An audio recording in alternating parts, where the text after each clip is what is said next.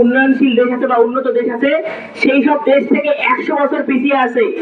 আমরা যদি এখনই এই কোটা প্রথার একটা সুন্দর সুষ্ঠু সমাধান করতে না পারি, তাহলে ভবিষ্যতে আমাদের দেশ আরো 100 বছর পিছিয়ে থাকবে।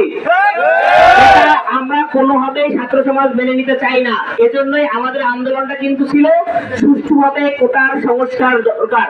কিন্তু সেই আন্দোলনে কি হলো, আমাদের যারা প্রশাসনিক বাহিনী আছে তারা এসে গুলি বর্ষণ করলো। তাও আপনারা জেনে হাসবেন যে গুলিগুলোর মেয়াদ গত মে মাসে শেষ হয়ে গেছে। যে গুলিগুলো মেয়াদ উত্তীর্ণ, সেই মেয়াদ উত্তীর্ণ গুলি দিয়ে আমাদের স্টুডেন্টদের বুক ঝাঁঝরা করে দেওয়া হয়েছে। আমরা যারা এখানে স্টুডেন্ট সমাজ আছি এবং যারা আপনারা সাধারণ মানুষ আছেন, যারা অভিভাবকগণ আছেন, আপনারা আমাদের সাথে থাকবেন। আমরা এই কোটা আন্দোলনের যে সংস্কার, এটা আমরা করেই ছাড়বো। এটা আমাদের যারা ভাইরা প্রাণ দিয়েছেন তাদের এই রক্তগুলো আমরা কখনোই বৃথা যেতে দেবো না। আপনারা আমাদের সাথে থাকবেন, আমরা এই আন্দোলন সফল করেই ছাড়বো ইনশাআল্লাহ। ধন্যবাদ সবাইকে।